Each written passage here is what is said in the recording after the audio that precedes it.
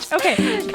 Hey everyone, welcome to Mamá Cita, your weekly mama date where we discuss all things momming while Latina. Hi, I'm Wendy. I'm currently a stay-at-home mom by day and flamenco dancer and writer by night.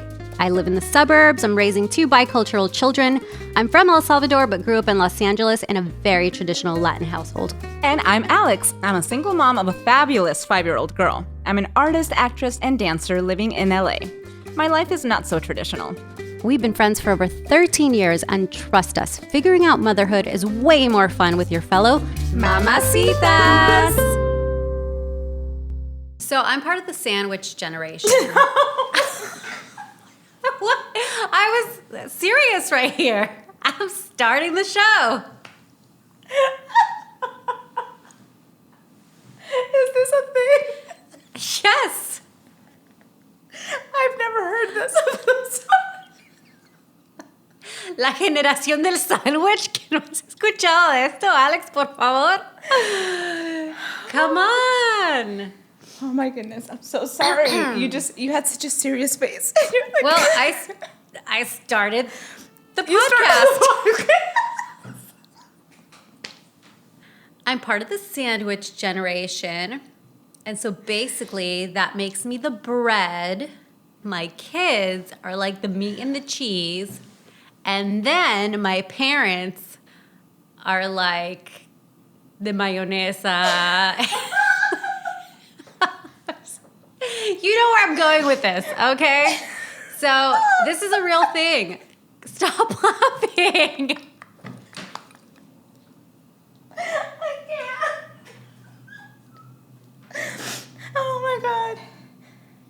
I feel like this was some good stuff right here that you're like shitting all over because you're laughing. Okay.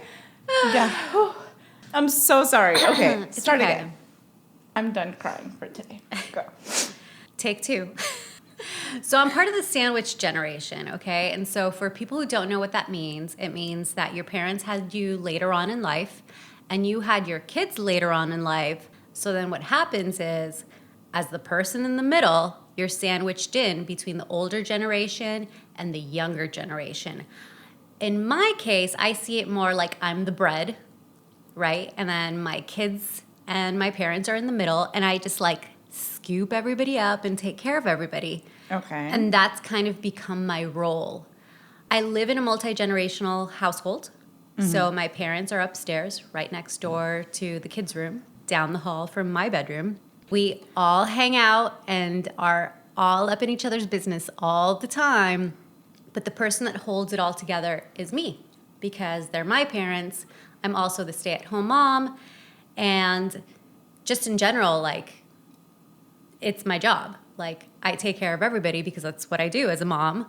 And so I am the sandwich that holds this lunch together. Okay, well, my generalization is that as Latinos, we grow up feeling an obligation to take care of our parents. We are expected to do that. Am I wrong? People, let me know. I mean, do you feel that is expected of you? Because I feel it, and I feel guilty that I don't do it. Let me ask you something. Why do your parents live with you? Is it because you wanted them to, or because you felt obligated? I totally feel obligated to take care of my parents, but at the same time, I've used it completely to my advantage. Because people ask me this all the time. I mean, yeah, you always have to look at the bright side and, make the best out of every situation. But you did feel pressured or an obligation, because I feel like in Latino families, that's kind of how it is. Oh, yeah, totally. I mean, I don't know too many Latinos who are like, I'm going to go put my mom in the old folks' home and peace out. That's exactly what I'm saying. This is not a thing Latinos do.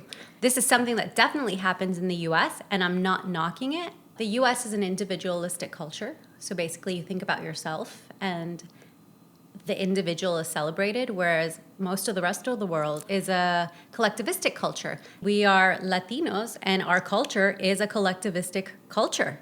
We take care of each other, family first, whatever works for you. I know a lot of older American people who love their freedom, their independence. They're like, great, the kids are taking care of themselves. They're doing their own thing.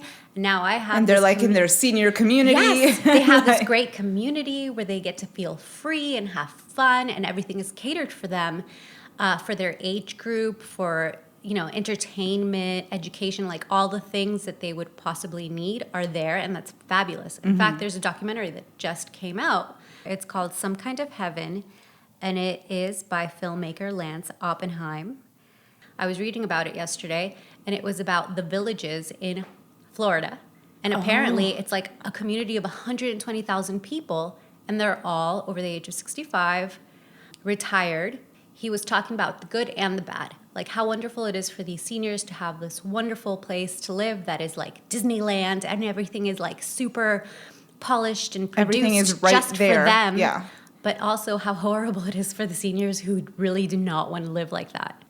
Yeah, I'm glad that you brought up the whole nursing home thing.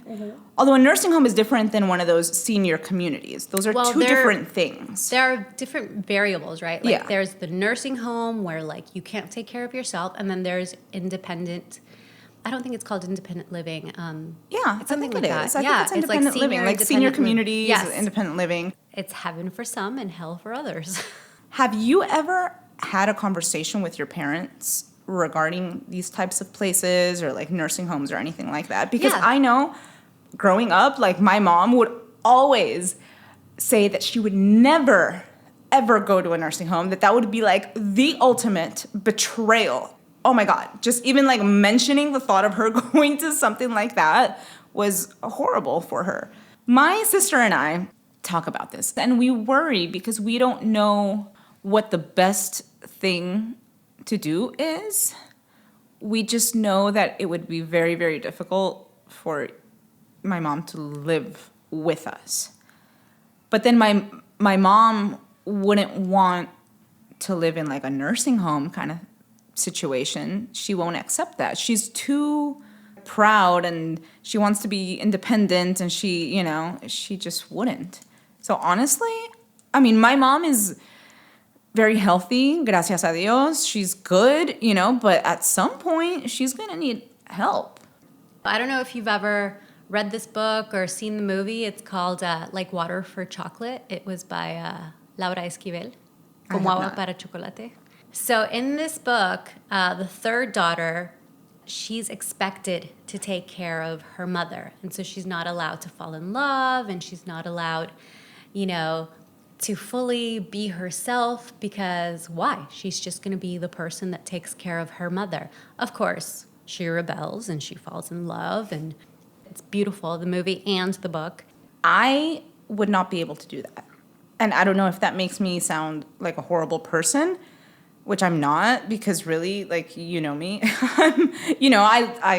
Horrible. I'm not a horrible person, you guys. I'm not. But that's one of the things I'm like, no, like there is no way that I can bring my mom to live with me or anything, because I feel like it would stop me from living my life. And I'm not okay with that. I know I'm making myself sound horrible right now. You're not. I feel like I sound like a horrible person, but I'm just being completely honest. I feel like I would be betraying myself by not allowing myself to live my life and taking care of somebody else. Like I just can't. I cannot do that. I always feel like I have 4 kids. I have my 5-year-old, my 1-year-old, my 80-year-old, and my 85-year-old. So I have 4 kids that I take care of. And I'm not saying kids in a way to like put them down. No, it's just, You're responsible. Yes, I am responsible for all of them. Well, okay, first of all, I want to say that you're doing a great job. Thank at what you. you're doing. I mean, I always tell you this. I think you're so wonderful for taking care of your family the way that you do. I love you. I love you too. No, really, I think it's so sweet of you that you take care of your parents. How did you end up having your parents living with you? Because it seems like this has taken over your life. But like what you're saying, between taking care of your kids and, dropping them off and doing this and feeding them and then feeding your parents, and everybody has like something different going on, and you're the person that holds it all together. How do you still live your own life? And are you going to have any like resentment? Because I don't think I could do that. Yeah, you could. I wouldn't want to. No, nobody I'm wants sure, to. I guess I'm sure I could, but I would not want to. So no, this is not how I expected my life to be when I was a lot younger. Then my parents started getting older, and I realized, okay, like I'm really gonna have to take a driver's seat position in their lives because, you know, my mom has health issues that we've talked about, I think, during the food episode. My dad's great, but, you know, he knows his limitations as he gets older. And so, like, my parents stopped driving a long time ago, so I've had to drive them to everything. I don't really want to talk about myself in this situation because really the saint in this whole situation is my husband. And I know like feminists are going to be like, blah, like, how can you say that? You do all the work. Yes, I do all the work, but the person who has to put up with my parents because it's not his parents is my husband, and he's amazing.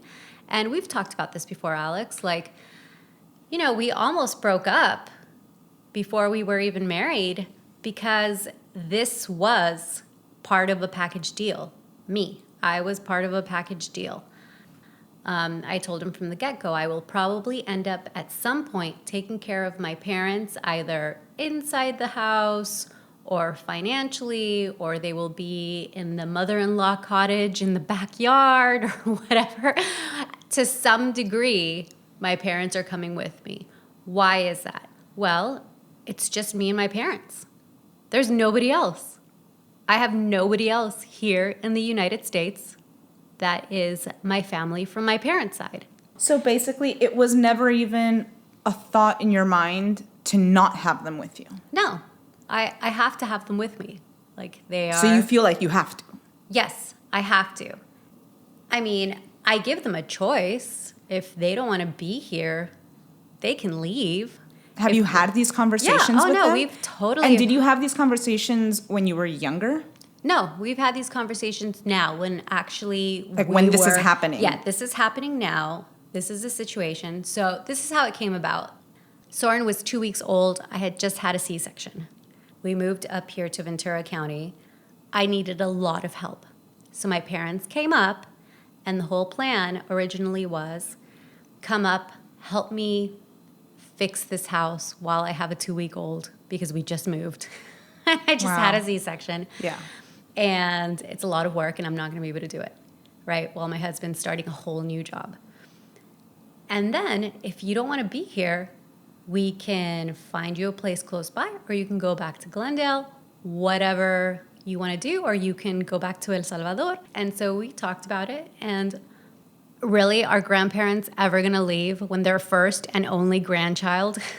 Oh, that's right. I mean, my dad has other grandchildren, but not around, yeah. Not around. And for my mom, this was like her first and only grandchild. I mean, they're not going to leave. No, they're not going to leave. So, of course, we stayed and we made it work. But it's always been a choice. You don't want to be here? That's fine. And we've had fights, and it's not easy. It's definitely been a learning experience for all of us to be able to, you know, put our two households together. And it keeps shifting, like it keeps changing all the time because everyone's needs keep changing. The kids' needs are changing. Their needs are changing because they're older. Our needs as a couple, me and my husband, like our needs are changing. Everything is always in flux. And so we just have to be nice to each other and patient and balance all that stuff out. I love living by myself. I've had moments in my life when I had kind of a full house. Mm-hmm. When I was living in Georgia, there was a time that my dad was living with us. I was with my husband. So it was my husband, Sophia. My dad came to live with us for a while, and Isabel came to live with us for a while. Oh, I didn't We know had that. a big house. And also, it was one of those situations where I'm like, okay, the saint here is my husband, because at that point, he was the one that was taking care of everything. He was the one going out to work to pay for the house. You know what I mean? Like I had just had Sophia. Well, she was like 1, I think. And I don't know. I don't even remember how this happened, but everyone moved in. Everyone moved into my house, and it was really fun. I'm not saying it wasn't fun, but it definitely changed everything. And at that time, I was also, not doing any of the things that I want to do now. Por ejemplo, at that time I was just focused on the baby, and so it was fun to have a full house. But now that I'm like, okay, back to me, back to what I want to do in my life, being creative, pursuing my career, all that, I just cannot even imagine having anyone in my space. I don't want anyone around. I just like being me and Sophia. That's it. So for me, I feel like I've had the opposite experience because having my parents around let me work. I had built-in babysitting, for goodness sake. I mean, that's priceless. When Soren was born, that's true. I literally could accept any job, go to work, guilt-free, not have to pay a babysitter, come home, and not feel crappy about it because my son had spent time with his grandparents. Yeah. Well, I think in order for a living arrangement like that to work, there has to be a lot of respect. Because this is what I feel would happen if my mom were living with me. She would still feel like the mom making the rules and treat me like a child. oh yeah. Oh my gosh. You don't even understand. Like when my parents first moved in with us, I literally turned back into a teenager. And every time my mom said something, I rolled my eyes and was like, ah. And it was hilarious because that's not me anymore. But you revert back to those roles until you change them. And that's the work. You have to make like a conscious shift. Yes. Like they're living with you now. You're the one who runs the house. Yep. You see, I don't think that would work in my situation because it would eventually. No, it wouldn't. I know the dynamics in my family, and I would be treated like a child, and I'm not, and that's why I don't even attempt to do that. Well, we've been at it for 5.5 years now, and it's always changing, and it's not easy. Basically, we try to see the positives. I feel bad because I feel like I'm bringing all this negativity to this subject because I just feel so strongly about it for myself. Everybody is just for myself. feels like this for themselves. Do you think I want to have my parents all up in my business 24/7? It took me a long time to get comfortable, like kissing my husband in front of my parents. I don't know why, but I think it's that because it makes you feel like a child, yes. right? Like you're gonna get in trouble. Yes, I would you're feel kissing a man. Yes, Yeah, I'm kissing my husband. I would feel the same way whenever like my mom would come to visit, because she would come to visit in Georgia when we had the house, and she would stay like a couple weeks or whatever. Even when we stayed with her, because we were in Miami for 4 months, and we are a married couple with a child, and still she would give us like the eyes, you know what I mean? If he like hugged me or kissed me or something, and I'm like, I'm an adult. That's why I just can't. I know. And you know what? Sometimes I think to myself, is it me or is it her? And most of the time, okay, it's been 5.5 years here. Yeah. Okay, the first couple years were not easy. It's me. It's my reaction to however I was conditioned growing up. So I'm thinking my mom's judging me. So automatically I go there. You get defensive, even if she's not doing anything. Exactly. And so this year has been really great because, since the pandemic, we're all stuck at home together. Yeah. Right? And literally my parents are 80 and 85. And it's been hard. We don't see anybody. We don't go anywhere. I've really had to work on my relationship and just understanding from their point of view. They're not really paying that much attention. It's like with your kids where you think your kids are always paying attention to everything you're doing and everything you're saying. My child is always listening to everything. Okay, yours is. Yeah, mine isn't. Wait until your daughter gets older. I think that's a boy-girl thing. That's another episode. Yeah. That's a whole other episode. But my daughter, oh my God, que chismosa. She's all up in my business. Did I tell you about this the other day? I don't know who I was talking to.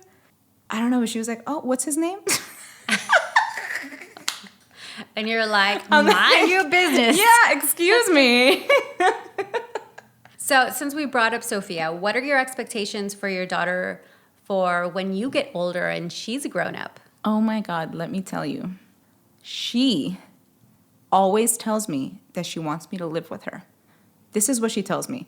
of course, she's 5, this is going to change, but right now, out of her own imagination, and she brings this up all the time, she's like, Mom, I'm going to have a house and you're going to live with me so you can help me take care of my children. Yes, Sophia, yes. She's already calling the, babysitter, free babysitter. She tells me that all the time. She's like, Mom, you're going to live with me. And sometimes I'll say, I don't know, random things. I'm just talking about whatever, life, the future. And she's like, Mom, remember, you're going to live with me. And I'm like, oh, yeah, I'm sorry. That is her. That's her plan. That is her plan. Okay, don't get me wrong. I want to live close to my children. I don't know if that's going to be a possibility. I don't want to put these boundaries on their lives, right? I want them to You want them to live their lives. Themselves, yes. Yes. And that's the thing. I feel like my mom expected me to stay close or for her to be close to me. You know what I mean? Yeah. Like we had to be attached somehow. And I think that's unfair to the child. And I don't want to do that to my daughter. Yeah. I love the fact that she wants me to be with her all the time, and hopefully our relationship continues the way it is because we're super close and we love being together all the time, and that's great, But I do want her to go and explore the world and live her own life, and if she wants me to be there, then cool. Awesome. Yeah. But I don't want her to feel that obligation of having to worry about her mom because that's not her responsibility. Her responsibility is to live her life. Yep. And that's totally true. I mean, she has to live her life. Can you imagine yourself as a grandmother? I'm going to be amazing. I'm going to be like a grand Mamá Cita. The gran Mamá Cita. La gran Mamá Cita. I'm never going to get old. No, never. Actually, you know what I tell my kids, which is totally horrible? I put the opposite pressure on them. I'm like, okay, Soren, you're going to become this amazing chef and you're going to buy this beautiful vineyard in France and it has to be amazing because I'm coming to visit you all the time. No pressure. So this place better needs be on to be point. amazing. Yeah. Well, I am going to try to have a really good relationship with my daughter so that when I get older... That's your plan. Yes, so that when I am older, she wants me around. Yeah. You know what I mean? Because so much of this is based on that. What kind of relationship did you have, with your children? Are they going to want you on the other side of the country or are they going to want you nearby? Whether it's in the same house or not, nearby, whatever. I would love to have that kind of relationship where I'm like, oh, I want my mom close, but that's just not the situation. I sound like such a bitch. No, you don't. Oh my God. You sound like everybody else in the world. Okay, how many multi-generational homes do you know? I don't know. I don't know. Honestly, I don't know another household that's a multi-generational household. Oh, man. Right now, I'm like, go play with Abu, find Abu. And they go and find her down the hall. And it's great. It allows me to have a little bit break. of... Yeah, like a mom break when I'm like, dude, I just need to take a shower. Yeah. Or please, I'm about to cook dinner. Can you hang out with the kids? Or that's most wonderful. importantly, yeah, that's great. Most of the years, I mean, not this pandemic year of 2020 and now into 2021, but for work. I could always work and I never had to worry about it. And that's huge, especially for somebody who works as a freelancer in the arts. I mean, all my dance stuff is a random schedule. It's nothing set except for my classes. So for me, it was great. I could always take a gig. I could always go do a show. I could always go teach my classes. And I never had to worry about it. When you leave your kids with your parents, do they respect your rules? Yes. Not always, and not always at the beginning. Okay. But like I said, we've been at it for 5.5 years now. And, when I first had my baby, I think my mom was trying to flex her, I've been a mom 2 times, muscles. And I just had to shut that down quickly because things have changed. I mean, dude, things have changed since my 5-year-old was born to my 1-year-old being all born. The time. The pediatrician was like, I don't know why they changed it, but now these are the rules. And I was like, what? It's only been 5 years. Yeah. So imagine, Yeah, from she's the coming last time in she was a thinking, in mom. 1980, we did things Yes. like this. So, Yeah. And so it was a whole re-education for her. It was a new way of us learning to relate to each other. well, yeah, because they need to respect your rules. Yes. And we've had a ton that of takes fights a about lot. it. Oh, no. We've had a ton of fights about it. But I mean, we're a family. This is what like, families you just have do. to make it work. Yeah. We that's help wonderful. each other out. We hate each other. And then we you love each fight, other, And yeah. then we love each other. And then I'm like, hey, can you watch the kids? I got to go take this gig. Yeah. So Well, that's wonderful. In a way, it's like, how much do they need me as opposed to how much have I needed them? That's the real question. And I'm sure it makes them feel really good to Yes. feel needed.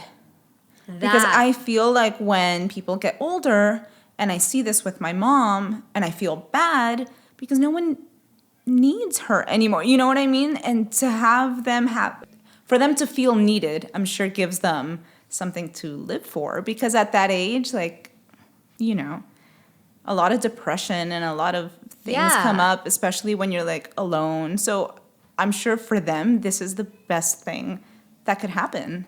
And speaking of, Yeah. Abu Papa, estamos Hi. grabando. ¿Quieres decir hola? Hola. Oh, he's so cute. He's feeding the cats. Oh, ¿Les okay. puede dar de comer adentro, por favor? Gracias. That's so cute. Is that like his responsibility? Oh man, my dad keeps the plants alive. He keeps the cats alive. Basically anything that needs to eat and be alive, including my mother. He keeps my mother alive. Wow. He does that. And he does it with joy. And he loves the cats. He loves the plants. He loves my mother. He's a great playmate. I mean, we got to get into all of this That's wonderful. stuff that I don't, Yeah. that a lot of people don't talk about, when they think about multi-generational homes. I feel like old people and toddlers should hang out all the time because they will Yes. keep each other, the toddlers will keep the older people young. The older people will teach the younger, the toddlers, how to behave and new games and how to play. I feel like my kids are getting the best of all the worlds, right? Like they're learning from their grandparents, they're learning from me, they're getting all these different points of views, they're getting all these adults that they trust in their daily lives that they can turn to. And that's wonderful. I did not have that growing up. I wish I had had this type of relationship with my grandparents. I didn't. I didn't have grandfathers. They were not around. Me neither. My 2 grandmothers, one of them, maybe I remember a little bit more, but not so much. It makes a huge difference if our parents are still together. Because, like, okay, so your parents are here, but they're together. So they have each other to talk to keep each other company. I'm guessing they're not all up in your business all day, every day, because they can talk to each other. Yeah, and also I'm really, really mean. Yes, I know. So nobody wants to talk to me. I know. Ew. Why am I talking to you right now? No, but seriously, like, it's a whole No, it different does. situation when one of the parents dies or your parents are simply not together by the time that they're older. You know what I mean? When it's like a single person, that's different. It definitely makes it harder, and I'm not looking forward to that day. Because you know how they say, like, When like, couples go in pairs? yes, when one goes, Yes. the other one goes. So that's a reality that I'm prepping myself for as the bread in the sandwich. Honestly, You know, I don't understand this sandwich because the sandwich is like backwards. It's a thing. It's a But how is the sandwich. bread in the middle? I just don't understand. It's not. I changed it. You said Really. the kids and the grandparents, I and you're in the know, middle, I but just you're like- the bread. So this I- is like an I- open face sandwich? No, really, the sandwich is like you have the parents are the bread, then you're the insides of the sandwich, and then the kids are the other bread. But So this is I deconstructed. whatever, dude, just give me this one. Okay. Yes, you are the bread. Would you ever create a multi-generational home on purpose? Do you live in one? What's your experience? Would you recommend it? Share your thoughts. On the next episode of Mamá Cita! Playing with our kids, a pandemic way of life. This is a podcast about starting conversations, so share your thoughts. Leave us comments. Send us pictures of your mama date. Mamá Cita. Mama date. Follow us on Instagram and Twitter at Mamá Cita Podcast. And if you want to talk to us live, look for us on Clubhouse. New episodes out every Friday, so don't forget to subscribe. And if you like what you heard, please give us 5 stars and leave a review. Thank you for listening. Mamá Cita Podcast is created, hosted, and produced by Wendy Castellanos-Wolf and Alexandra Rosso. Edited by Alexandra Rosso. Our sound engineer is Scott Wolf, and our theme song is based on Drume Negrita, a Cuban lullaby, arranged and recorded by Scott Wolf. Also, check out our Mamá Cita blog by Wendy Castellanos-Wolf. Find that and more at mamacitapodcast.com. Are you expected to take care of your parents? Are you gonna do it? Never! Oh my God, I feel so bad You're about the this worst. episode. I am the worst. You're not. We did it!